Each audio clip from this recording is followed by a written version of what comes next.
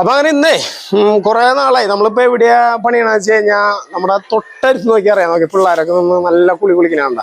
അപ്പൊ നമ്മളിവിടെ ഒരു മലയ്ക്കൊക്കെ പോകുമ്പോൾ ഡെയിലി കുളിക്കാൻ തന്നെ കൊള്ളണ്ട. നമ്മുടെ വീടിന്റെ അടുത്തുള്ളൊരു കുളമാണ് തൃത്താമരശ്ശേരി അമ്പലം. എല്ലാവർക്കും അറിയുന്നതാണ് നമ്മുടെ ഇവിടെ എല്ലാവർക്കും അറിയുന്നതാണ്.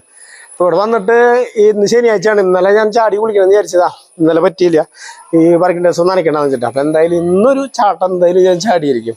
അപ്പൊ അതൊരു ചാടിയിട്ട് വരാം. ചേട്ടാ ഒന്ന് ചാടണമെന്ന് വീഡിയോ പിടിച്ചോളൂ. ബനി എന്തായാലും നനയ്ക്കില്ലേ. ഇതൊന്ന് ജസ്റ്റ് പിടിക്കാം.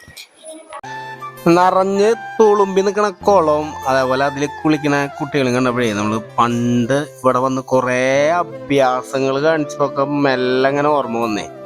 ഇപ്പൊ വലിയ അഭ്യാസങ്ങളും കാര്യങ്ങളൊന്നും ഇല്ല, വെറുതെ വരാ കുളിക്കാ പോവാ. പണ്ടെന്നൊക്കെ പറഞ്ഞു കഴിഞ്ഞാൽ അറ്റത്ത് കാണുന്ന മതിലിന്റെ മുകളിൽ നിന്ന് ബാക്ക് ഡ്രൈവും കാര്യങ്ങളൊക്കെ അടിച്ച് അങ്ങനത്തെ കുറെ ഓർമ്മകള് ഇപ്പൊ ഇവിടെ പണിക്ക് വന്നപ്പോ നല്ല രീതിയിൽ.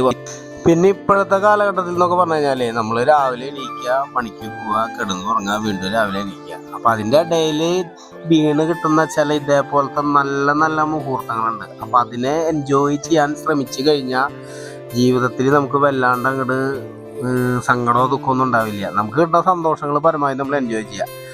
അപ്പോൾ ഇഷ്ടപ്പെട്ടെങ്കിൽ ലൈക്ക് ചെയ്യുക, ഷെയർ ചെയ്യുക. ഓക്കെ.